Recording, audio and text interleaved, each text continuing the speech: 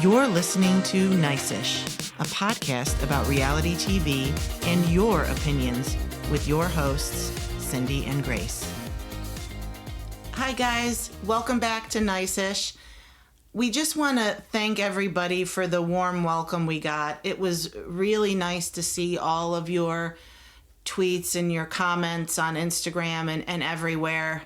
We really appreciate it. It was kind of a scary thing to start. Yeah, I was nervous too. So it was really nice to get all that positive feedback, and we appreciate it, and all your comments are welcome. So thanks very much for that. So Grace, how's it going? It's good. It's going to be good. It's going to be good. No, it's really hot today. We are in New York, but it is 90 today. For May, I feel like that is unusually hot. Yeah, it's been very hot. I finally switched over all of my summer clothes and winter clothes and all that kind of stuff, packed all my winter clothes away. So it's nice to start wearing shorts and... Yeah, I see that, what came out of your summer clothes is those sweatpants that you decided to bring back out. How dare you? These are my favorite pair of pants. Are they? I mean, they're sweatpants, but... Okay, let me just give some context here as to why I am so offended by these pants. You're offended? I'm offended by these pants.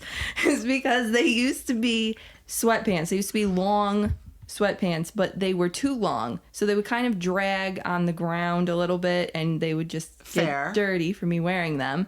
So you would think that a normal person would be like, oh, crap, you know what? I have to get new sweatpants. These are dirty. I can't repair them. I can't anything. No, not you. You decided to not part with them and cut them and keep them. And they're like this weird length too. They're not even like capris. They're kind of like in the middle of that. It's not really a short either. I feel attacked. Well, I feel attacked. These are my favorite comfortable pants to wear. They don't even fit either. What does that mean? They're too big for you.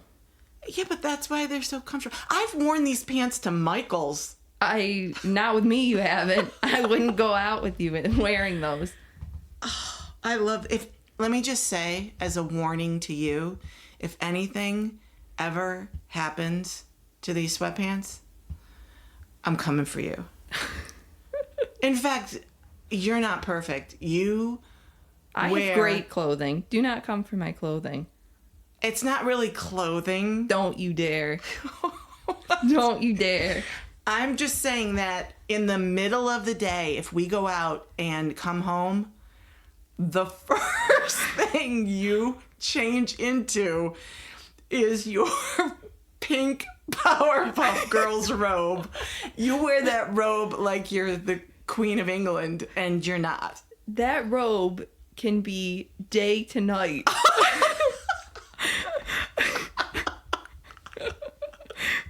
It's so a robe. Cute. It is so cute. It's got all three Powerpuff Girls on it, and they're brushing their teeth, and they're getting ready. Are they getting ready for the day or getting ready for the night? You don't know. But I would also like to specify this is a women's-sized robe. This is not a kid-sized robe. I am not like Bethany where I'm trying to fit into kids' clothing. I'm just saying, if you're going to come for my sweatpants, then I can come for your robe that you should either wear when you get out of the shower or wear maybe when you change into PJs and you're going to go to bed soon. Well, I'm always in PJs, so... You are always... The second we get home. So I'm just saying, the robe is not activewear. It's not daytime wear. Right, I don't need it to be activewear. I'm not active. So guess what? That's what the robe is for. It's for somebody who's not active. I don't need a sports bra and all that stuff. I need a robe. Because you know what? Trying to take off a sweatshirt, what a hassle. Hassle to wear clothes. To try to take it off and all that. No, I can wear my robe and easily take it off if I get too hot. If I'm laying in bed, I can turn it around like a Snuggie and cover my arms. Do you do that? Because this is new information. I do that. It's comfortable because I want my arms to be covered. But I don't want... Okay, but I'm so under you're the very blankets. possessive over your robe the same way I feel about my sweatpants. So... No, but my robe is good quality, though. Yeah. Look, either we have a truce here or we have a war. Well, I don't know, because I will die in that robe. Yeah, and I will be buried in these sweatpants. So I guess we gotta just leave it at that. Why don't we leave it at that and move on to a different topic? Because this is a bit contentious. Uh-huh. You're actually wearing those pants right now, though. I'm not wearing my robe right now. I thought we had a truce. I had to get my last thought in. Now we're fine. Now I'm okay. Okay, let's move on. Okay.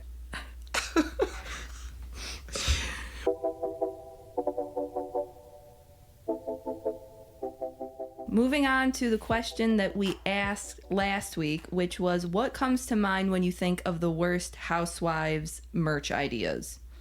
So we got some actual answers back, thank God. I thought we were only going to have one person comment. It would have been hilarious, too, if we had only gotten one. Several of you were very kind to respond, but it would have been really funny to be like, the top answer and the only answer we got was blah, blah, blah.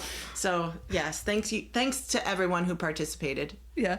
So the top three were Vicky's bacon vodka. Which is funny because we actually mentioned the bacon vodka when we were talking, but we didn't actually include it on the podcast last week. Yeah. But you, I believe, were like, "Ugh, what about that bacon flavored vodka?" Yeah, I think because we were on the topic of OC, that tended to, so yeah. Then 2 was Skinny Girl Deli Meat. I don't know where that came from. I don't know. She threw a bunch of shit at the wall when she was coming up with Skinny Girl ideas. Yeah. And I think the deli meat was one horrible idea. Right. I mean, I don't think there's a market for deli meat. Like, they got, the people that make deli meat have it locked down. Covered. Yeah. Yes. We don't need Skinny Girl Deli Meat. And then 3 was Sheena's new merch that she just came out with, the It's All About Me, or Which was ironic that she actually launched the new merch on the day that Ariana and Katie had their soft opening for Something About Her. yeah. I think that Sheena thinks she's part of the joke, and I still don't believe that she thinks that you are the joke. So It's not funny because it's true. Right. You know, so it's not really a joke to have merch that says, how can I make this all about me, when that's literally what you're doing. I know. So it's like, Kind of really fell flat there. girl. Yeah. So we also have some honorable mentions. We have Julia's $30 jam, which I Right? cannot believe that you would charge $30 for jam. She asked Adriana about it. She's like, what do you think I should charge? And I think Adriana was in the ballpark of like $9.99 Yeah. or something. Even $15.99, whatever, if it's like some sort of Like organic type specialty, stuff. Yeah. you know, limited edition, whatever. But $30? Well, and how much am I getting for $30? Am I getting this little jar, or am I Enough getting for like 2 pieces of toast. Yeah. So there was that. There was Giselle and Ashley's athleisure line. Which we haven't seen really yet. Yeah. I mean, it's kind of ironic because Giselle has the reputation of being like one of the worst dressed housewives of all time. I know. So to have any type of clothing line Is funny, but... So there was that. There's Ramona's Pinot Grigio, which at the time totally fit her personality there of having a Pinot Grigio. I don't know how long that lasted. I know she did actually sell it because some of these never actually happened. Like our next one, Tipsy Girl. That's a really good one, though. Right? Why are all of Sonia's brands so iconic and none of them are... They never had any actual product. Tipsy Girl is for, what did she say? Fat tipsy bitches. Fat tips. Is there a more iconic tagline than that, though? Yeah, I align more with that brand than I do with Skinny Girl. Same. I would rather drink or eat something from Tipsy Girl for fat tipsy bitches than skinny girl for, hangry women. Right, who only eats salads. Exactly. Yeah. Or her deli meat, apparently. Nobody eats that. Right. But, so there's that, and then the last one was Leanne Lockin's style dresses, where you could have, like, all these different styles. Oh, like the 170... Infinity, or whatever she called it. Yeah, something stupid like that. I was done. Sorry. And how many different ways could you wear it? 175, apparently. I don't know how you can... And apparently all 175 styles are terrible, too. I don't know how you can create a dress and have every style I remember terrible. seeing a couple pictures back when she released it where it was like this black maxi dress, and then it had pieces of red and pieces of white. So apparently you can either remove one arm, remove two arms, remove the tulle at the bottom, remove... And that makes it like a new style. Apparently. So, Who Grace, said apparently a lot? Instead of my sweatpants, if I wore the maxi dress and wore it with two red sleeves, and then I wore it the next day with two white sleeves, does that count as two different outfits? No, because you at least put in... Well, it does count as two different outfits, because you at least put in some sort of effort to change the style. Those sweatpants say, I put in no effort. I never should have brought up I know. You decided to do it. So, well, why don't we pose our next question for next week? We'll discuss it, but we'll tweet out and put on Instagram our question that we want you guys to respond to, which is that Peacock has been adding a bunch of old Bravo shows to their catalog. And some of them I remember fondly, some not so much. But our question would be, what show do you miss desperately that you would want Bravo to bring back?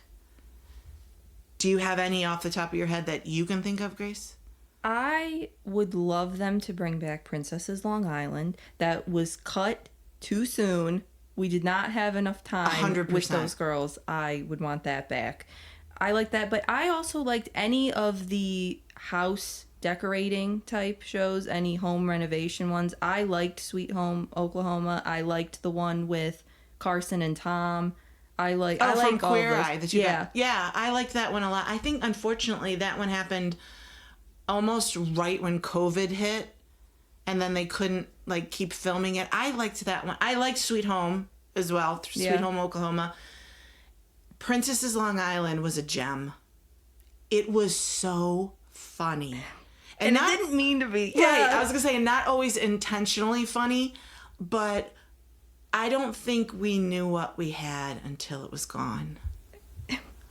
It was so great. We still quote stuff from that. Yeah, we too. do. The Help Me. Yeah. And we watch different scenes from it too. Yeah, I miss it. I know this isn't actually a show, but I also miss when Bravo used to do their Summer by Bravo commercials. Right, yeah. So I know. liked when they do. I don't know. I just thought it was a good way to get all of the shows together to do. Well, it was a good way to get us all pumped for the summer and excited about whatever summer programming they had coming up. Yeah, I enjoyed that. I wish they would bring that back. Who do I need to call? You don't need to call anybody. Because nobody would take my call. You're being very feisty today. You came for my robe. You came for my sweatpants first. So?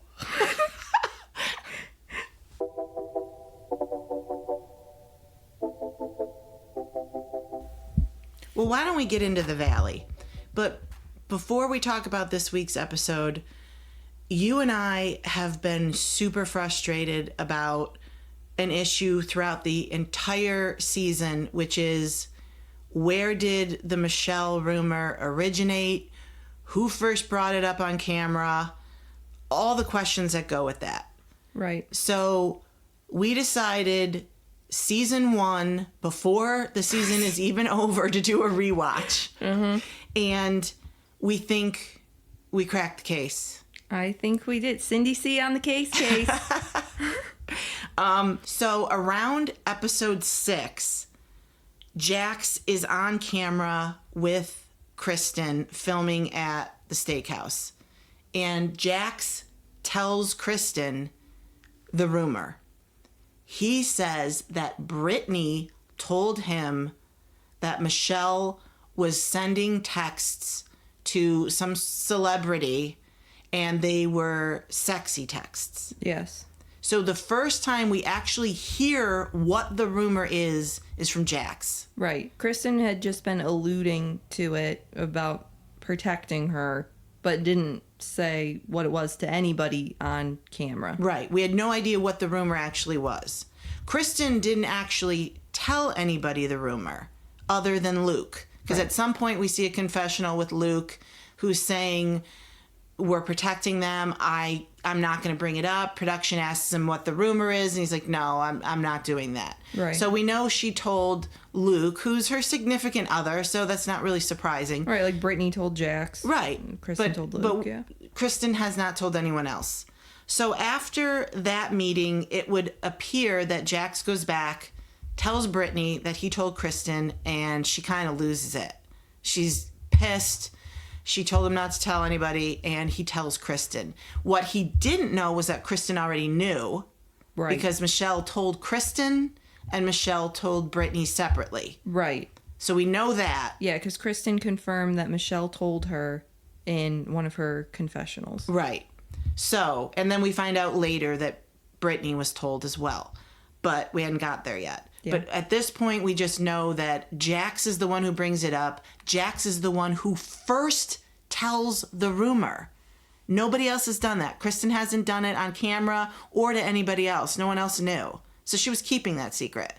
So Jax tells them Brittany's upset, and Jax sends a text to Kristen saying, don't bring it up. Brittany's mad. It could ruin lives. Don't talk about it. And Kristen's response was something like, what are you talking about? Yes. I haven't talked to Brittany. I don't know what you're talking about. I don't know. So she denies knowing. Yeah. But we know she does. So then she calls Brittany and she talks to Brittany about it. And she probably said, hey, I talked to Michelle too. She told me that she's been texting someone. I just didn't know who. And Brittany then tells her it's some celebrity. Right. So Brittany actually sounds like she knew a little bit more than Kristen. Yeah, it does sound that, which isn't surprising because Brittany probably shared information to Michelle about her and Jax, and then right, vice versa. Yeah. So they shared in their misery of their marriages together. Right. So then we see another scene where Jax meets with Jasmine, and he tells her that Kristen's been talking and told him this rumor that Michelle is texting with another guy. Yeah. And she's like, ugh, it's always Kristen. And Jax is like, I'm worried Kristen will open her mouth and I'm worried Kristen's going to tell people. When so far, it's just been Jax. Yeah. So now Jasmine knows. So that's Jax one person down. Right. Jax has told two people, Dodie and Jasmine, although Dodie already knew. Kristen's only told one. Then we get to Jax going and telling Jason and Janet. Yes. And do you remember when that happened? Yes. That was at Brittany and Jax's house. Two of them came over and they were sitting out on their patio back there. And Jax is like, Janet was like, well, I want to know the secret. There's a protection comment that's being thrown around. What is it? And Jax says, Kristen told me one night when you guys were all here and she was drunk. And which is such a classic Jax thing to do, right? To be like, there's no way she can protect herself from that because he's saying you're drunk. Right. So you can't disprove it because he's just going to say that you don't remember doing it. Right. And Janet actually had already talked to Jasmine. And she asked Jasmine. Jasmine wouldn't tell her the secret, but she said she found out about it. So then we see Jasmine talking to her husband, Jason, and she's like, well, Brittany this and Brittany that. And we're thinking, wait a minute, Brittany? Why is Janet talking about Brittany? Brittany's name hasn't been mentioned to anybody yet. Right, so that's what raised questions flags that maybe Janet already knew. Yeah. Because how would you know? This was before they went over to their house, too. So it's like, how are you throwing Brittany's name out here already when you didn't have that conversation yet? Yeah, that was super weird. So at this point, Kristen has told Luke, Jax has told Kristen, he's told Jasmine, he's told Jason, and he's told Janet. So Jax has told 4 people. Yes. So now, in episode 9, this is when they go to Big Bear. And Jax and the guys go on the beach, and Jesse goes in the water, and he's left there with Jason and Danny, and Jax brings it up again. Yep. And he tells Jason, who already knew, but this time he tells Danny, who didn't know, and says he's worried about Kristen sharing this secret. And now Jax has told 5 people. And Kristen's only told 1. Luke. Mm-hmm. Then he decides, Jason says something like, Jesse really needs to know. This is crazy. We're all talking about it and nobody's told Jesse. So then at the house, Jax decides to pull Michelle aside and say, hey, Kristen's telling everyone that you're texting this guy and you're texting him sexy pictures and this and that, and blames it on Kristen, who has still told no one. Right. And then Michelle says, I will talk to Jesse. Jesse, she goes to approach Jesse. Jesse screams for Jax, and Jax tells Jesse what he's heard. So Jax has told 7 people on this cast. The only person he doesn't tell is Nia. Everyone else on this cast... Or Zach. But everyone else on the cast, he has told, and Kristen has told no one. Right. And he's still blaming her. And this entire cast blames her. I don't get it. None of them heard the rumor from Kristen, yet she is the one being blamed for it. Which I don't get either, because when Kristen sat down with Jasmine and was like, no, I'm not, who's the one who's talking about it? Jax is the one who's talking about it. I'm not talking about it at all. The only reason why I'm talking about it right now is because you brought it up. Because you heard from Jax. Yeah. I didn't, and Jax is blaming that he heard it from Kristen. He didn't. He literally says on camera that Brittany told him. Right. So why is nobody on this cast going back and saying, you know what? This is a Jax problem. This is not a Kristen problem. And it's so easy to tell that Jax is lying, too, because every single time he tells somebody about Michelle, he always starts it with, Kristen's going around saying this. Kristen told me this. Mm-hmm. Kristen, he has to get in the point that it was Kristen who did it. I'm just saying it, but Kristen's the one who, right. Who's the problem here. And if you went back and asked everyone, Jason, who told you? Jax. Jasmine, who told you? Jax. Janet, who told you? Jax. Michelle, who told you? Jax. He is the one telling everybody. Yeah. I just can't get... Even Jesse was on Watch What Happens Live this week, and Andy asked him, do you feel like you owe Kristen an apology, or what do you think about it? And he's like, no. And he still doesn't blame Jax for all this. It's so stupid. I don't get... I mean, I know that Kristen doesn't help herself in any of these situations. So I get that she's easy to be mad at because she does a lot of stupid things. Right. So I think she's just the easy scapegoat there. And it's really hard to not blame Kristen when Jax says it because Kristen's not around. Right. So it's not like you can really ask her because they've started to try to ice her out. So she's not at anything anymore. It's killing me that they're not having a reunion. Jesse even brought it up on Watch What Happens Live and said he would love to have a reunion. Oh, and Andy didn't really blink at that, but we need one. Because I don't understand why they wouldn't have one in the clubhouse. I don't get why they won't do that. I would love to coach Kristen, too. Yes, I know. Let's compare notes. Let's walk this through. Kristen and... Because you need to know what you're going to say so that way you're not triggered into saying something that doesn't make any sense. No, Kristen and Zach and I need to all meet and compare notes and discuss this. Mm-hmm. That's so funny. But yeah, so how about we get into, now that we've discussed that, sure, and we got that out of the way, let's get into the tweets from the most current episode then. Sounds good. So everybody has been talking about Jax and Brittany this season and about their relationship, and it definitely came to a boiling point here at Big Bear because Jax was extremely upset that Brittany was not feeling well. He said that she was drunk and that why can't you be normal like all of the other women? Everybody else is fine. And so they got into a huge fight. Right. And you had said, you tweeted, Brittany isn't drunk, but she clearly can't have one drink. It makes her sick. So we got a reply from @Meredith N. Lisa that said, I can relate. After I have one alcoholic beverage, doesn't matter if it's a beer, liquor, or wine, I start feeling hungover and ill about 15 minutes after.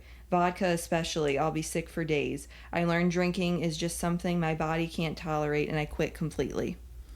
So, how do you feel about Jax and Brittany and this issue that's going on? I'm kind of torn. I never like to side with Jax, and I'll definitely say that his delivery and approach is horrible.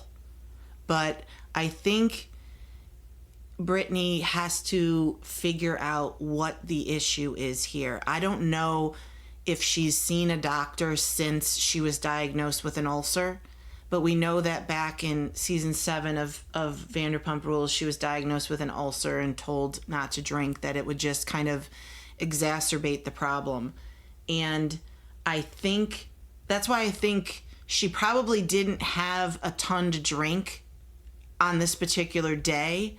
Right. But even one drink is like pouring gasoline on something that's already on fire. And so it just makes her sick. And I'm kind of at the point where, like, there's people who are, you know, can't tolerate nuts. They're allergic to any sort of nuts. There's people who can't eat shellfish, Bethany. There's people who, you know, are gluten intolerant, or even worse, that celiac, where celiac. It can be fatal. Yeah. So all of these people have to make changes in their diet, and they can't eat or drink certain things. And so Brittany may very well be allergic to alcohol, or it's just that it makes her stomach so much worse. Yeah, that's why I agree with this tweet too, because the person had said, I start feeling hungover and ill about 15 minutes after. That's exactly what happened with Brittany at game night. Yes. She took one shot of sake and then was done. Yes. That was it. And that's why I think it's hard too when she tries to make the point of like, but Jax can drink and I can't. This is a double standard. I actually don't think that there's a double standard because Jax can.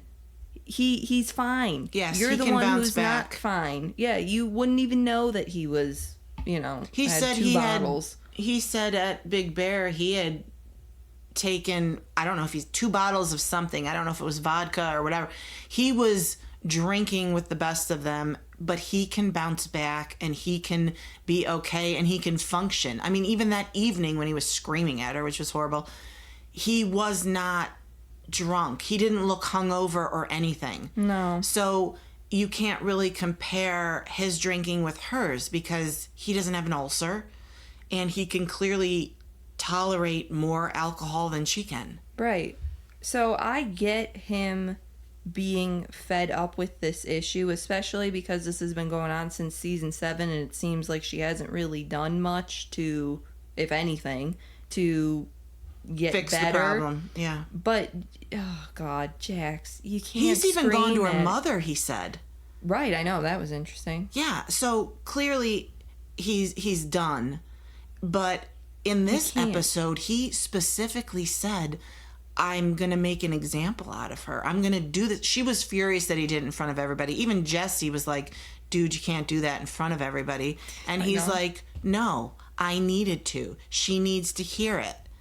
And there's been other chatter, like Janet has even said something along the lines of she gets lit a lot. I'm worried about how lit she's getting. Yes. That's what she said in her confessional. She has to make some changes. It's for her own health. We looked it up about ulcers. If it causes a hole in your digestive tract, you are in trouble. Mm-hmm. Like fatal. Yes. Yeah. So I don't know if she's seen a doctor. She has to cut out alcohol. Yeah. And I mean... But let's talk about Jax and his reaction to her. That's what I was just going to say. I think both things can be true, that Jax can be terrible and that it was horrible to speak to her that way. I also think Brittany needs to do something about this. I don't think Jax is helping in any way at all. I don't know if he has ever come to her at any point and was like, I love you so much and I really want you to be okay, and I think that this is really affecting you to the point where you need to stop. I'm worried. Yeah. I'm worried about your health. I'm worried about what'll happen if we lose you. I mean, Cruz loves you. I love you. Yeah, he needs to come at it supportive. I don't know if he has. I mean, it's Jax. Yeah. So my guess is probably not. I think it's his way of to get rid of her, unfortunately. I think it's his way of being like, I'm done. You're the one that is causing all these problems in our marriage. I don't want to be with you. So I'm going to, make you look like an idiot in front of everybody. And to show people, this is why I can't take it. Right. This is why I don't want to be with you. Now you see what I'm dealing with. Yeah. Because we're all here as couples, and my wife is stuck in the bedroom vomiting all day and can't function, and now you all see what I have to deal with. I'm here alone, basically. Right. So there's a lot of resentment, but he just doesn't know how to come at it with some sort of supportive way. No, he doesn't. Speaking of supportive, I gotta say that Danny, for the first time, rubbed me the wrong way this episode. Yeah, when they were all out there by the fire, the four guys. Yeah, when they were talking. So you had tweeted out, "Oh, Danny, don't make me turn on you. Nia gave birth to these two kids. She's up with them breastfeeding and dealing with postpartum. She expects you to help. Ugh." And then you had gotten a response back from @TammyNicole that said, "I lost respect for him when he made her come home from her night away just because they don't have air conditioning. She needed that night away to express it to him, and he didn't give any shits." Yeah, I agree. I didn't lose respect for him, but she clearly needed that night to be away with the girls.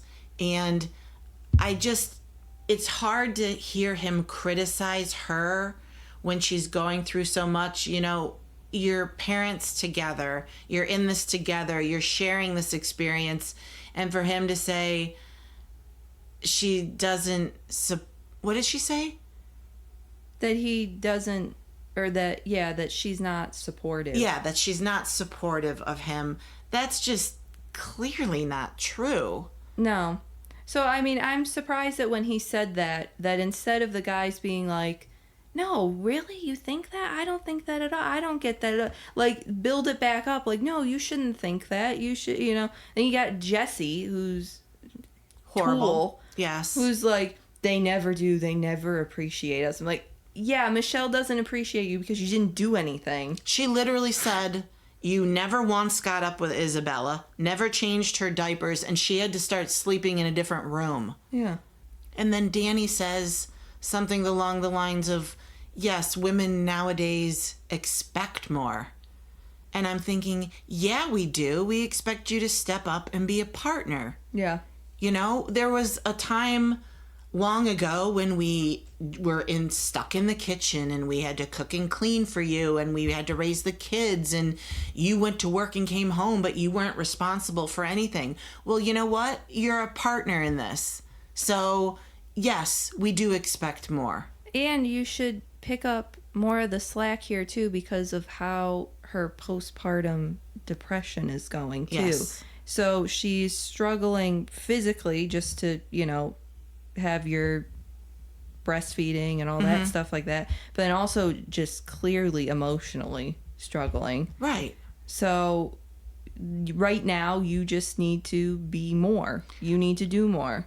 I won't understand. always be that way, but I understand that he's venting. He's tired. He's exhausted. She is too. Yeah. But he's with his buddies. It just could have gone such a different way, like you said, where they were a bit more supportive in saying, you've got a beautiful family, a beautiful marriage. You're tired. She's tired. Just know that she supports you.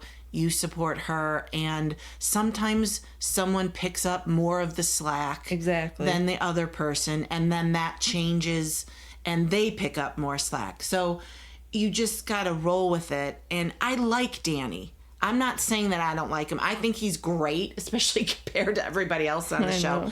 I think he's a great guy, and I'm not going to hold this against him. I know that he and Nia do YouTube videos where they talk about each episode. I'm hoping that he recognized that, he had said, I do everything.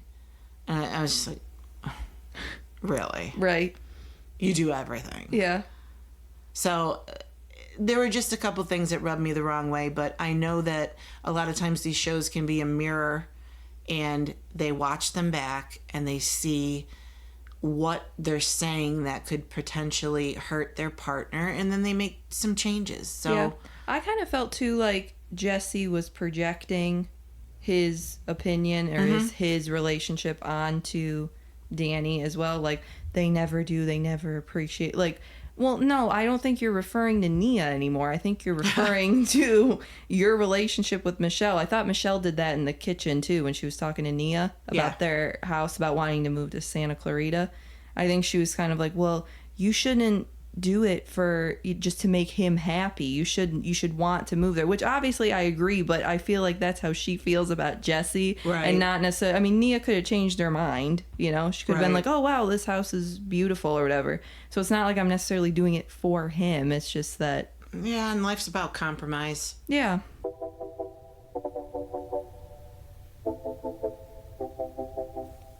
Okay, so let's get into the Pump Rules reunion part 2. There wasn't much in this part, I don't think. It was kind of uneventful for me. Agreed. It was a bit boring. Yeah, I think we're all just kind of waiting for part 3 when Ariana's able to see what everybody said about her at the very end. Yeah, that's going to be probably a bit explosive. Right. So we're waiting for that. But there was one moment that we both laughed at. So I pulled a tweet from Ola, O-O-L-A, Fan Forever, that said, Schwartz tries hard to embarrass Katie, but when Brock and Sheena call him out and say he was a bad husband to her, he literally chokes. It's a gag moment. Gorgeous, loved it. Ariana isn't buying what Schwartz is selling either. Hashtag Team Katie Maloney. So that was part of the reunion that we thought was super funny, too. It was. They were all kind of fighting, and Brock was like, but you're also the catalyst because you tore away all the confidence that woman ever had in herself after the continuing betrayal of your actual marriage. And Schwartz was like, what? Like, he had no idea what he was talking about. And Sheena was like, you were a shitty husband. And Schwartz was like, no, I was not.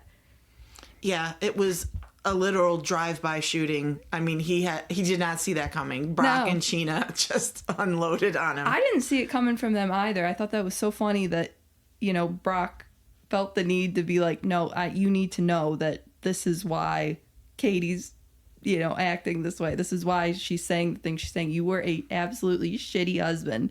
I can't believe he doesn't think that he was. He doesn't. He really doesn't. And he actually compared himself to Katie, too, a lot. Like, because she hooked up with Max, who was a friend group. So he's like, we're the same. And I'm just we're like, the same. I mean, I know he was kidding around a little bit, but I think he felt that. Yeah, I do too. I think maybe because he talks to Tom Sandoval all the time, and Sandoval probably was like, "It's Katie, man. Katie's the problem. You know, it's not you." Well, they were never very supportive of Katie, the cast in general. Last season, when they were trying to get Schwartz to, I don't know if that was all pretend, but when he kissed Raquel, they were all on board with it, and I think Brock was even the one who was like, we want to see him happy. Yeah. And they didn't seem to care much about Katie's feelings at all. Yeah, I know, because all she asked was just don't date anybody in this friend group. Don't do anything with anybody, and he couldn't do it. And I actually think purposely wanted to, but... And it wasn't even real, so you faked it, too. I know, you knew exactly what was going on, too. It's so funny, like, you cared so little about her feelings that you not only would have, had a hookup with a friend, but you even faked a hookup with a friend in the group. It's like, my God, this poor girl. I know. And Ariana was over it, too. She's like, no, I know that I'm Team Katie, too. Ariana was not buying anything that he was selling. No. Like this person said, too. But there really wasn't much.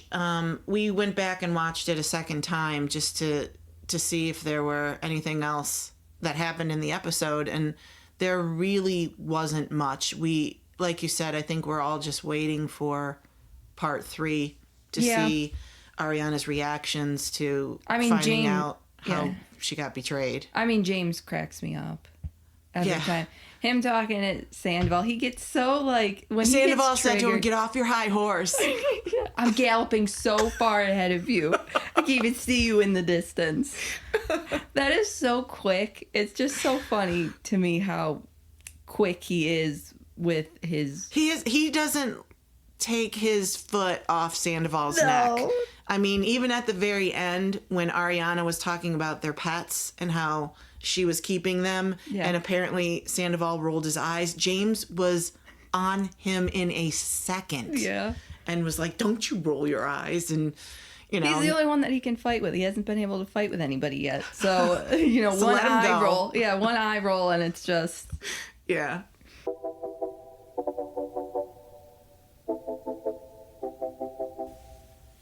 Well, let's get into Real Housewives of Beverly Hills.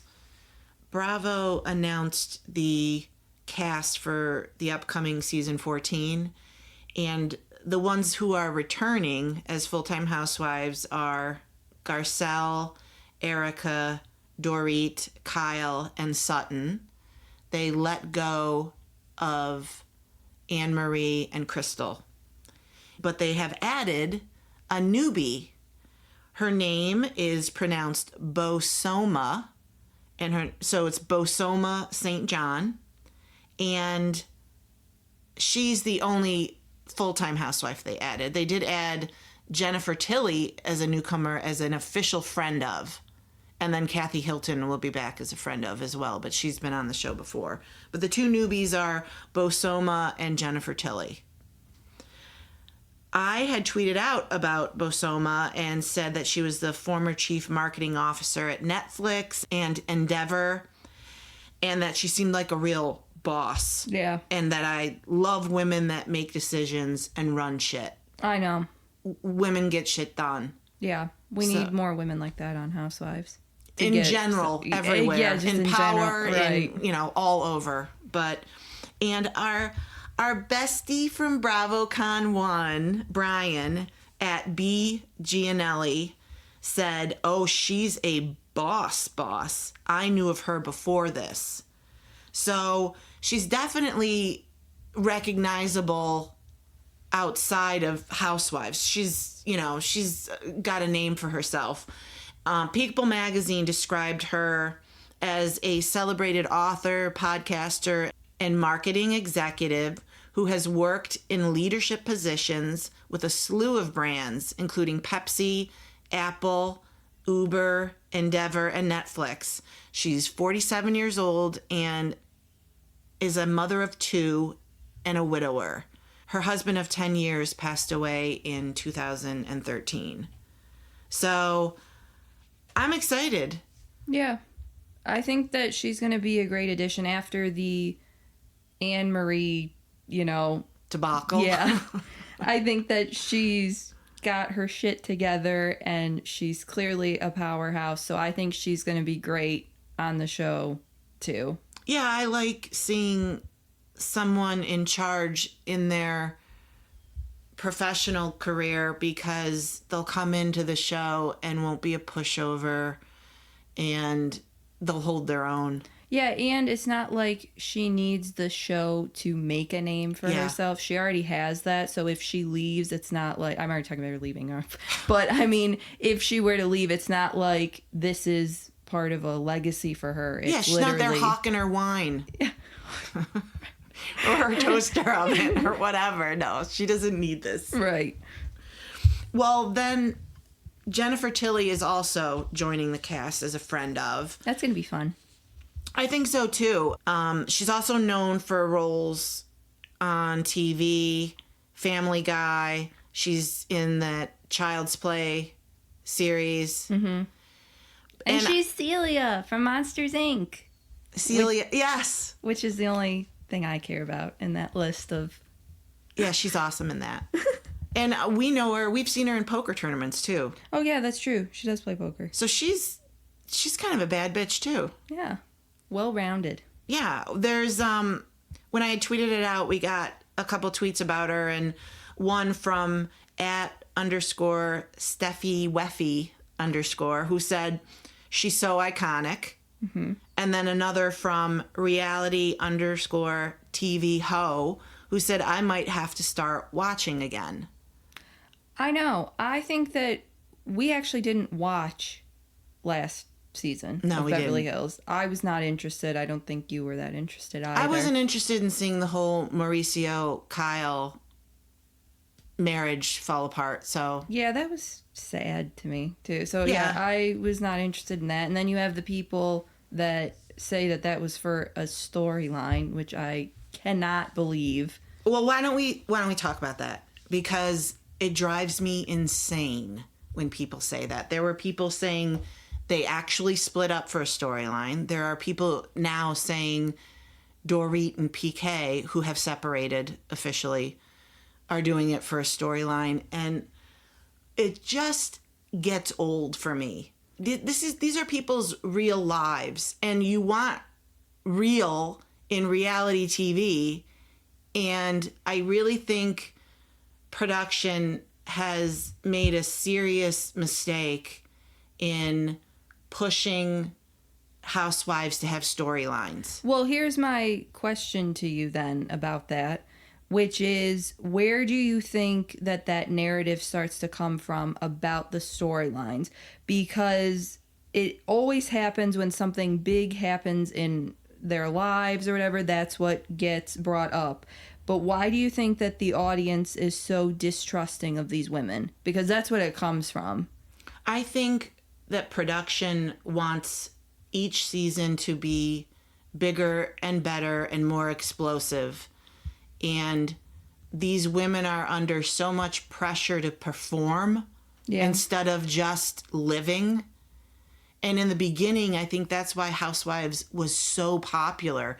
We were watching these authentic moments with them, and we got some crazy shit in authentic moments. We had Jen Shah being the most recent I can think of her going down with the law. I mean, the FBI showing up at the Sprinter van and trying to arrest her, but before she left. Yeah. That was real. You couldn't fake that. We had, I mean, my personal favorite season of Real Housewives of Orange County is season 10, and that involved Brooks and his cancer scam. Mm-hmm. That was intense. You couldn't make that up. No. I mean, he made it up. Yeah, but you couldn't predict that happening. And that was all real. And he was really doing that. And you also couldn't predict Megan, Detective Edmonds going Megan King now, but at the time, yes. Megan King Edmonds, who was like, I don't buy it. Yeah. This guy's So I'm lying. going to look into it and I'm going to start calling around and asking. And the most famous call to Newport Imaging. I mean, I've told you a bunch of times I want a T-shirt that says we don't do PET scans at Newport Imaging, because I mean, but that season was crazy, but that was all happening. It was all real. And I think another real thing too that wasn't even necessarily crazy, but I always liked, especially what comes to mind is New York, when they all went up to Vermont and they were all sitting around the table and things like that, and they were having their conversations about, you know, like sex and stuff like that. And those are all real to me too. Oh, and that was when Tinsley said that she's had anal. Yeah, that she cried. She cried. But that she might try it again. Right. It was so funny. But those are the moments that you want to, because those are the real ones. And those are the ones that you remember. You don't remember the fake ones that we've seen. Well, I actually remember a few. Yeah. I think having Melissa Gorga look for her long-lost sister, who's still lost, because nothing ever came of that. If anybody finds her, let us know. I mean, that was so stupid. Yeah. And completely fabricated, which would be a storyline. Right. And then, I mean, Gretchen and Slade. Everybody knew that wasn't that proposal that she made at the end with him. Did he come in a helicopter or something? Yeah, I think so. And she was waiting at like. I mean, that was how many years ago, and they're still not married? Yeah. So I think these women feel the pressure to keep their jobs and want to come up with a storyline, and that comes from production. Mm-hmm. And they need to stop.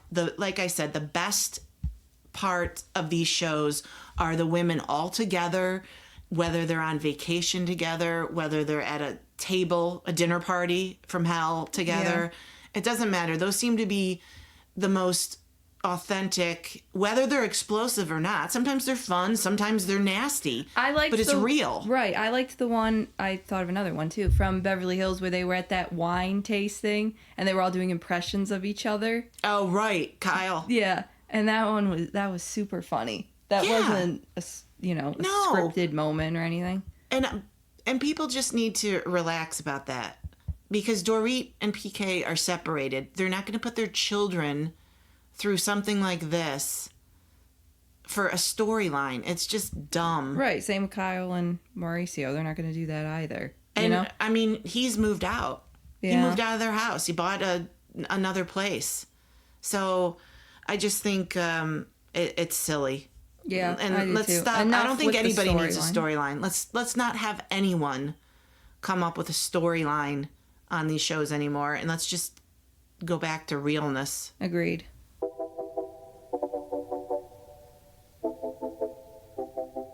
Okay, great. Well, that wraps up episode 2.